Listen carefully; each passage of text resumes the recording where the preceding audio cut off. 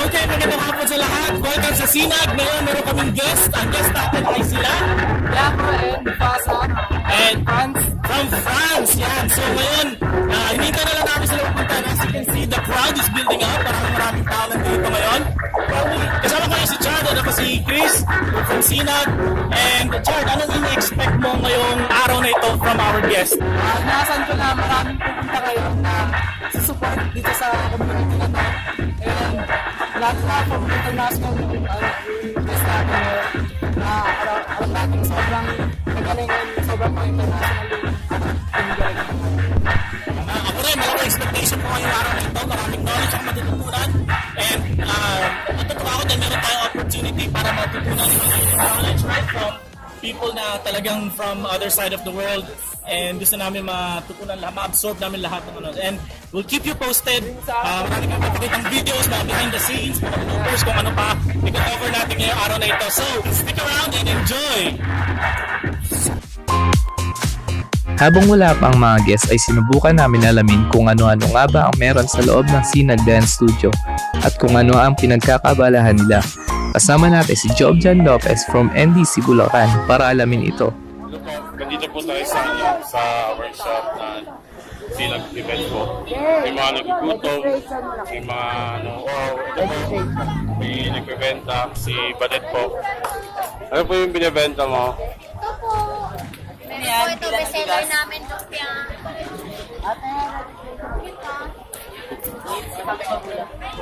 Dito po, dito station, lipe, tapos yun po. Ano po? Pila na wala to bigas.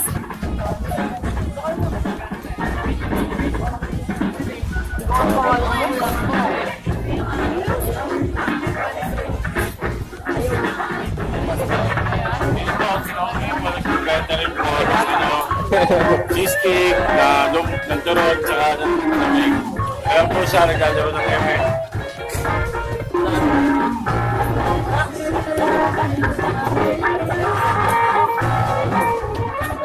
Dito naman po si Chami, nagbibenta po ng fishball, ng tikya, tsaka woodlaw.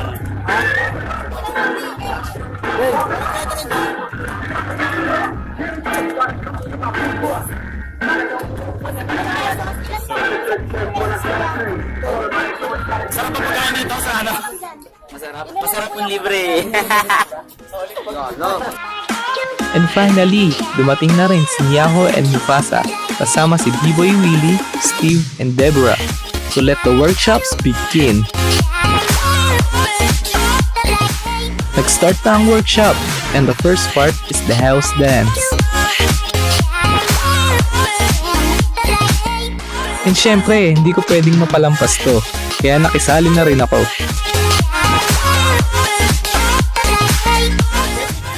Now I just give you like just the normal count of the padbourée, like the basic count. 1, 2, 3, and 4, 1 and 2, 3 and 4 all the time. Yeah?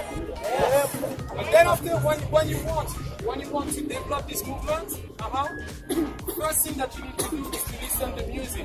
Yes. So I feel like you're not obliged to always be like 1, 2, 3, ta ta ta ta ta ta all the time. You need to see like how it can work also with the music. Yeah? Yes. Then after with the variation that I give you, you see that you can separate and try to find like something different. Like for example, just by repetition. You see we come here, it's just the start of the padbourée, but I just repeat. And just from this moment I can just go on. Yeah. Then it's just one part of the step. You see the second part of the step. The last part of the step. Just quick. I just show you.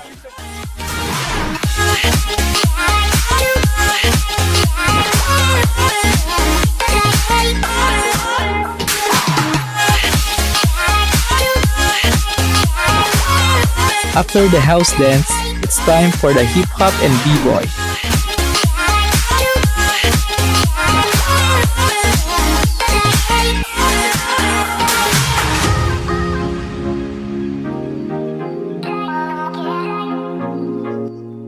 for the last part, hindi pwedeng mawala ang jam. Sobrang nakakapagod, pero kitang-kita sa ngiti ng bawat isa kung gaano sila kasaya during the workshop. When you do like an art form, dance, maybe graffiti or whatever, for them it will be always something that go against the society. You understand what I mean? But it's going by time that they will understand that this is something that not separate people, that this is something that bring people together. Yes. It's gonna take time, but if we keep believing it, and even sometimes we can have like situation like that. If you keep believing it, and if you keep believing it, believe also in yourself, you're gonna make the change. And then maybe tomorrow, a mother gonna stay here and look at what he's doing. Yeah. After the workshop and jam, nagkaroon kami ng chance para ma-interview sila. Let's watch this. Gabi, everyone, good evening. This is Chris and MJ, of course, and we got our guests here all the way from France. And we just finished an event here in Sinag dance community, and it's all about a community exchange, an exchange workshop of talent and passion. And these guys have been such a big blessing to everyone. And I want to give the floor to them and just have them introduce themselves and their team. So, starting with you, sir. So me, I'm Willy. I'm from France. I have 23, and I'm a b-boy. And that's it. That's it. All right, thank you. I'm Mufasa. I come from France too, and yes, I'm a dancer. I'm Deborah. I'm a social worker and dancer from Germany. So Michael Lama, aka Niako, from Legion X Crew, dancer from France, and representing also Norway. And yes, I'm a hip hop dancer, and here to represent Hip Hop for Hope.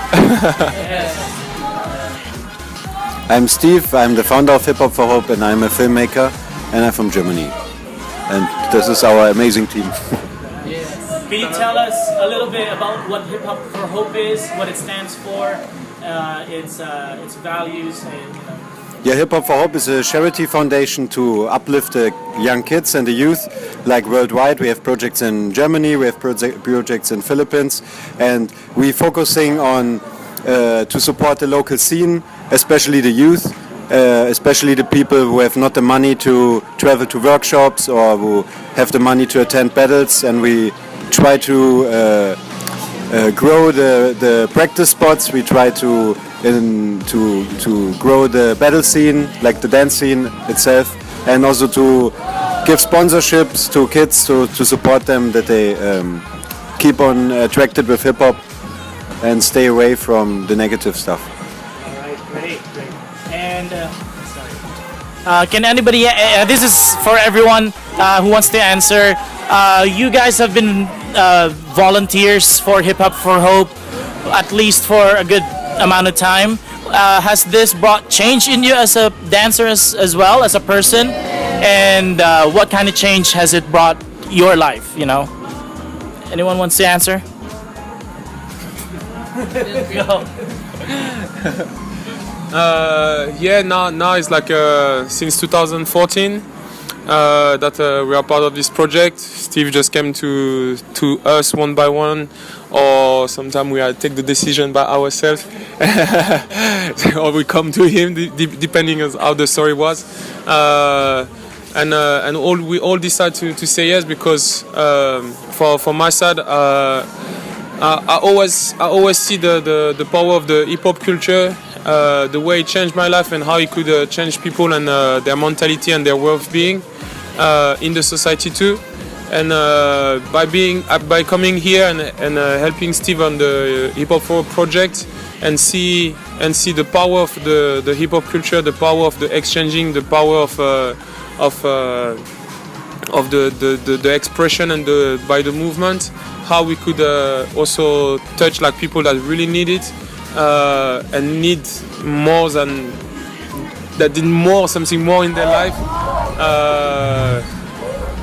It just for me make me realize that what we are doing is good, and that what I'm doing is good, and that if I had like the hip hop culture in my past as a human, it was to use it for good purpose. So yeah, it was a confirmation. Anyone else wants to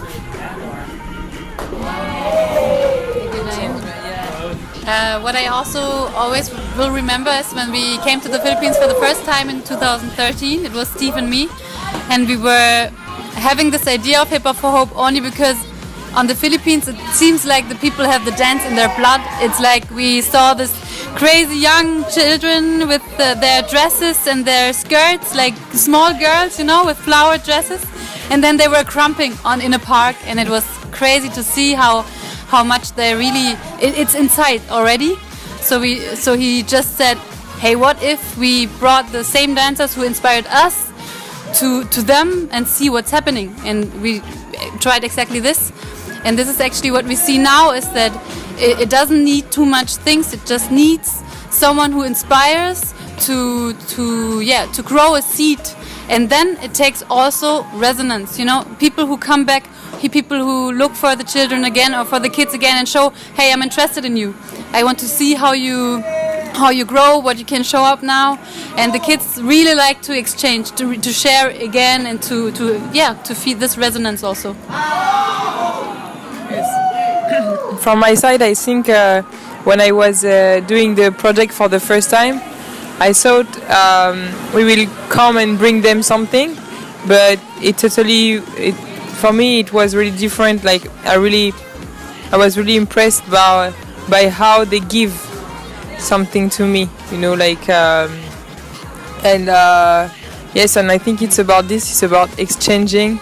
It's about also yes, it's really changing also our culture, talking together, see how we are different and we are also the same. So yes, to me it's about this. So for me, it's the first time I do Hip Hop for Hope, just 1 week. And when Steve he talked about this project, if I wanted to come, I was really happy because I don't know, I wanted to see how is it this thing. And then when he told me about this is the kids, sometimes they don't know the dance. It's how I say. Comment on dit, ça m'a touché direct. It touched me? Yeah, he touched me straight because me, I start alone b-boying in my city because I live in the small, really small village, and for 4 years I start to I learn all alone, like flare, air flare, all this sport move, and so I can imagine that he can really help the kids to grow with dance. Thank you. All right, and I must say that you guys really have impacted our community here, our dance community here. I've been hearing a lot of good. Even now, I've been hearing a lot of good feedback.